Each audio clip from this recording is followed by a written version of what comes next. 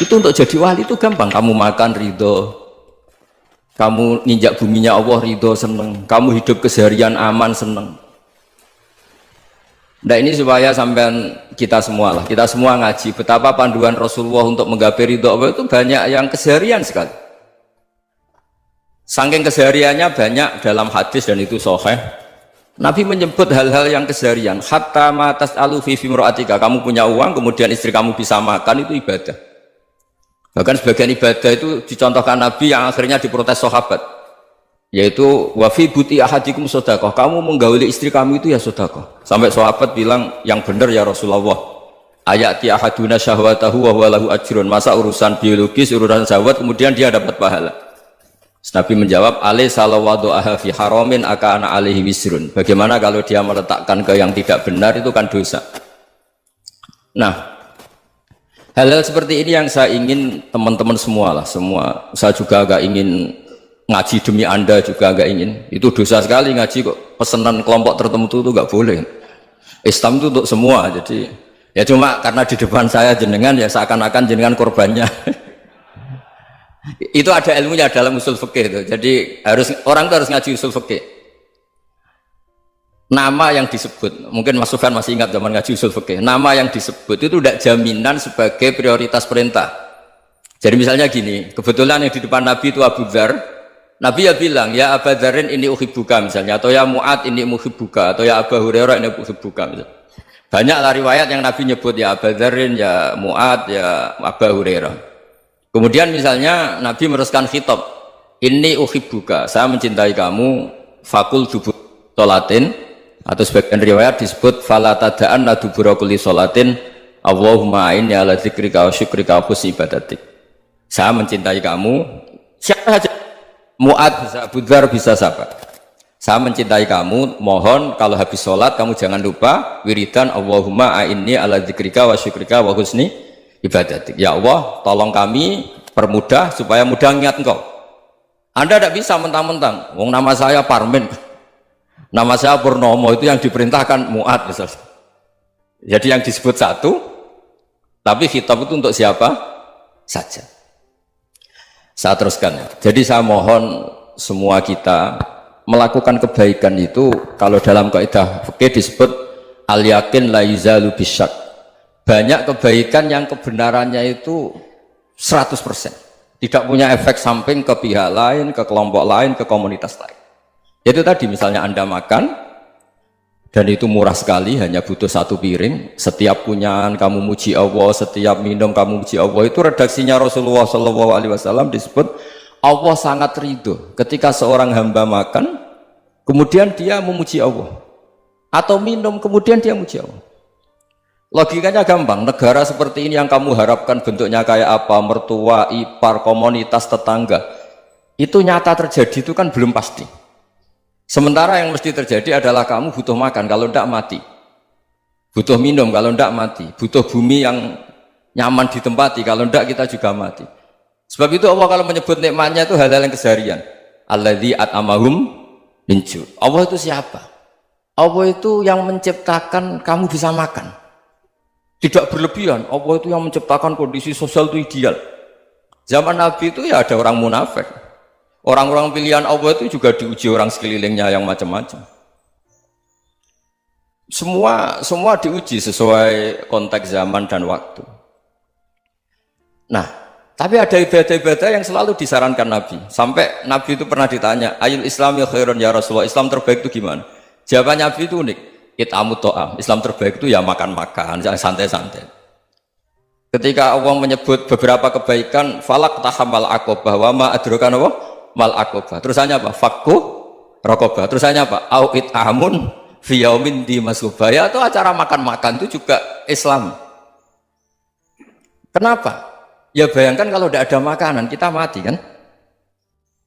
Kondisi sosial tidak ideal itu Anda masih gak apa-apa, tapi kalau Anda tidak makan, Anda tidak minum, kamu punya istri cerewet masih bisa hidup, punya mertua cerewet masih bisa hidup, tapi kalau tidak makan bisa mati.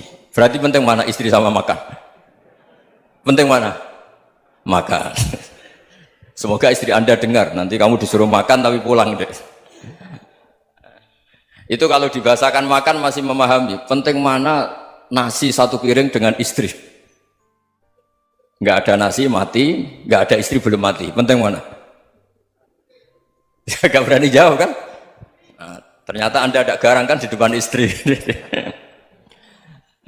Jadi saya mohonlah, mungkin Mas Sufyan Sauri tadi yang bisa bantulah teman-teman tuh ngaji yang keseharian saja. Karena kita nyari ridha Allah itu berdasar firman Allah, dan firman Allah itu menyebut keseharian tuh riang gampang.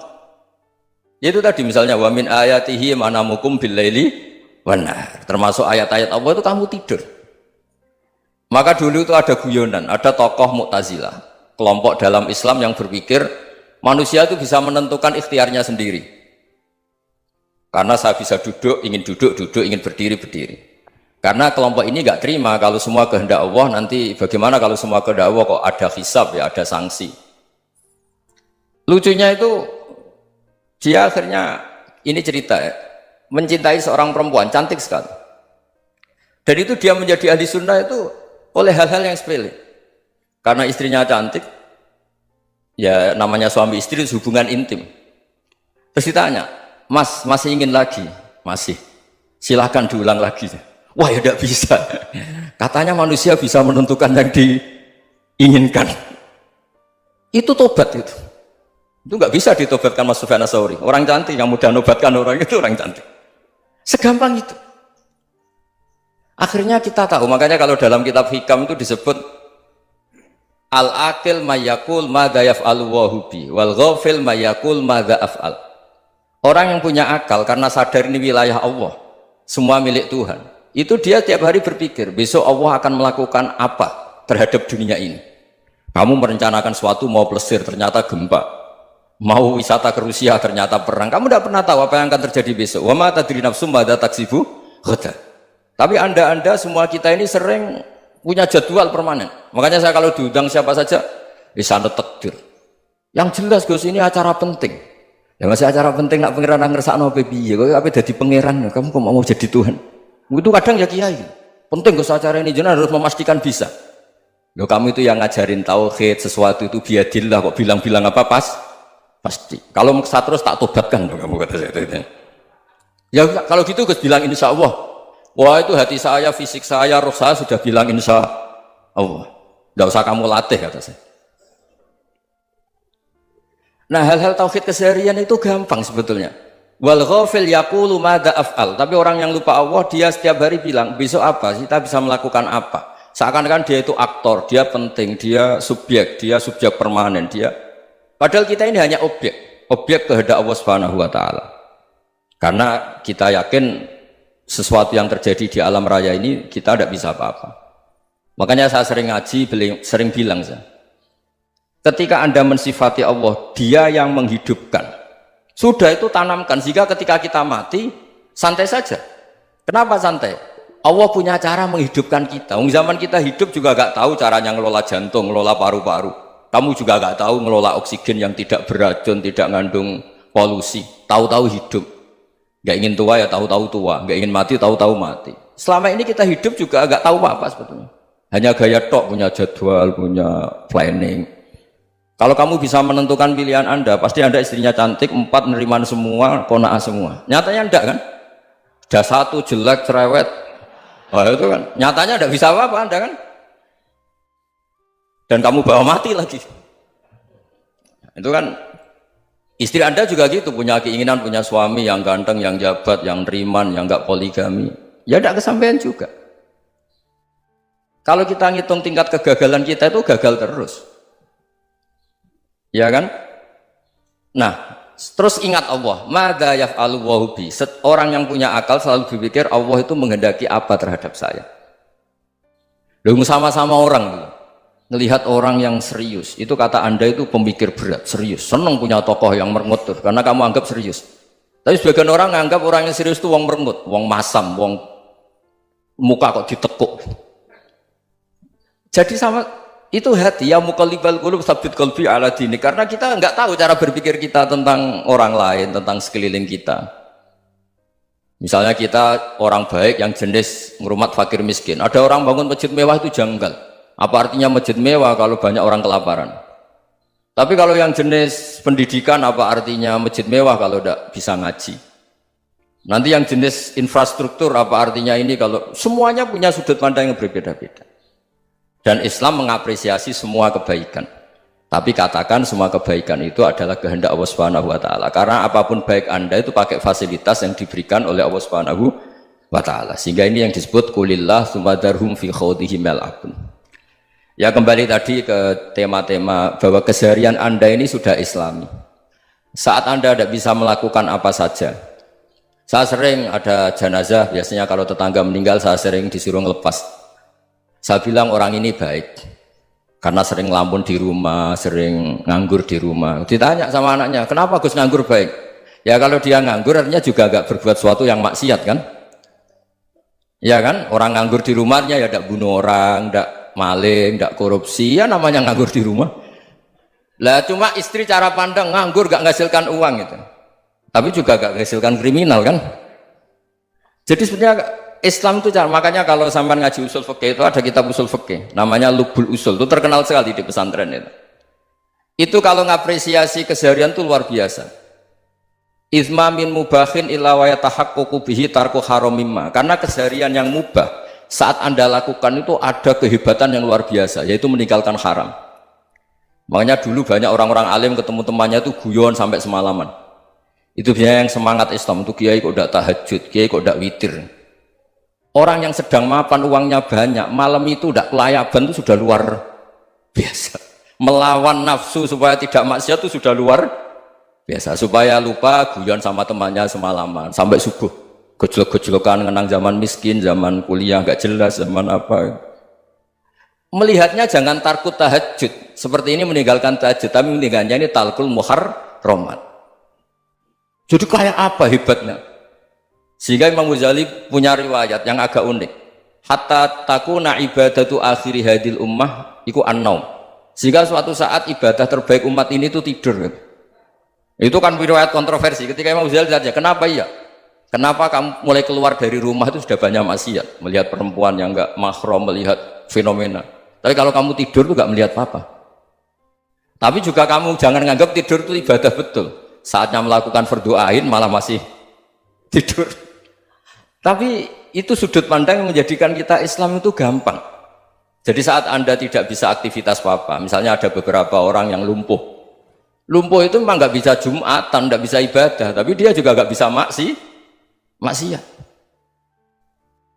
Tidur itu memang Anda saat itu tidak bisa tahajud, tidak bisa witir, tapi saat itu ada zina, ada maling, tidak gosipkan orang, tidak bully orang, tidak menanamkan kebencian, tidak hasud. Sehingga tidur menurut Allah Ta'ala wa min ayatihi manamukum billaili apa?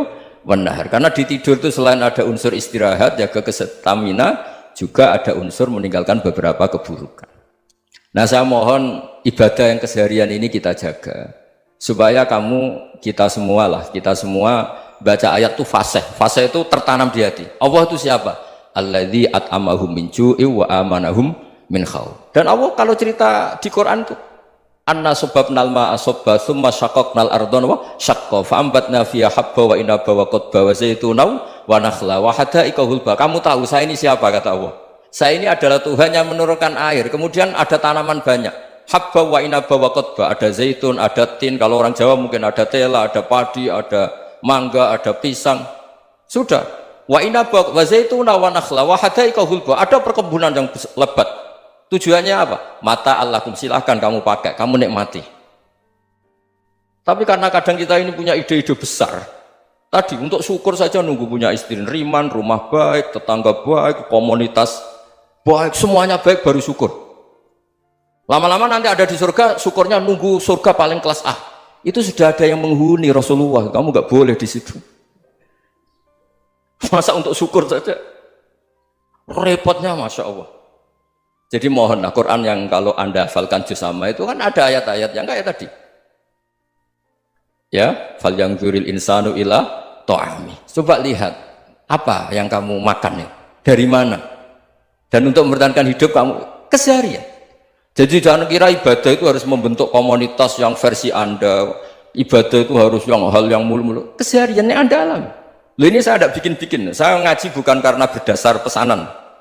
Itu ayat yang saya baca kan betul ada ayatnya kan. Fal yang dzuril insanu ila ta'ami anna sababnal ma'a sabba thumma syaqaqnal ardo syaqqa fa ambasna fiha habba wa inaba wa qadba wa zaituna wa nakhla wa hadaiqa ghulba. Terusannya apa? Mata'al lakum, silakan kamu nikmati. Mata itu silakan kamu nikmati. Ya kayak sampean dikasih hidangan ya makan. Ya sudah makan. Habis makan ya minum. Habis itu ngantuk ya tidur. Ya sudah normal-normal saja. Kayak apa indahnya Islam. Tapi Anda mencari Islam yang gimana lagi?